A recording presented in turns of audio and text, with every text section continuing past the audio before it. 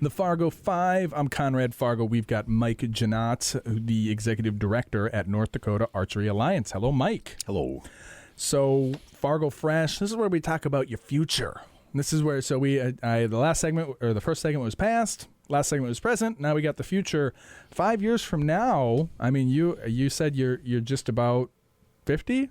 You'll be 55. I will be this year, yeah. When do you qualify for AARP? I don't know. Me neither. But the older I get, it becomes more and more relevant.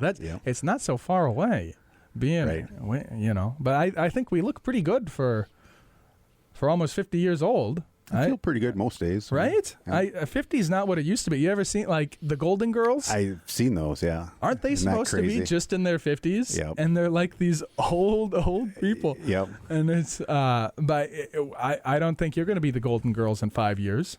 Well, I hope not, yeah. I'll have to keep my hair short, maybe. Yeah. You've been the executive director at North Dakota Archery Alliance, which is a nonprofit arm of Sandhills, basically. Yep. And you've done that for 2 years. Yep.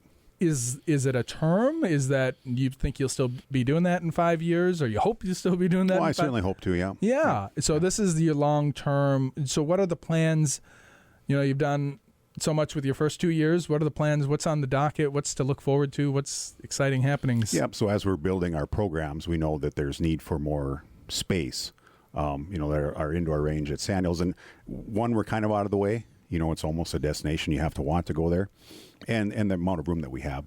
But our big goal is, with this nonprofit, is a new indoor range, a large facility. One, we can host like national events, bigger tournaments. We got airports and interstates right in town here. It's a good fit for us. But it's the after school type programs. Yeah. It's getting people in an activity that the kids, you don't have to be 6 foot plus tall. You don't have to be able to bench 225 pounds. Anybody can do archery. Yeah. Are you looking to maybe build something new? I mean, the land is in short supply these days, or would you maybe take over an already existing? Like, what comes to my mind, isn't there almost like an empty hangar up near the Fargo Air Museum? Like, would something like that? On that, I don't know. Repurpose? We do have a location that we're working with somebody about purchasing. Yeah. And that's, nonprofit fundraising, but we also have a pretty good asset where we're at that's worth some money. So you can do both. Yeah, you can have them all, a franchise. Right? Yeah, that would be very difficult. It would be, yeah. Unless you were to raise some serious funds. Yeah. Okay. Well, so in addition to this new location, stay tuned. What else? What new and exciting, and what's for you and in your life? I mean, you're already the executive director. You can't go up from there, can you? I mean, my life is archery anymore. My wife is always like, "Oh, you're going to the range again tonight?" I don't get to see her much. Yeah, it's all day sitting at a desk and then going around to the club in the evenings, and we got teams and programs and education. Your three boys, how old are they? 14, 19, and 20. I've been told things get, from different parents, I get told that some say it gets easier, some say it only gets harder. I feel like it almost says more about the parent than it does the child.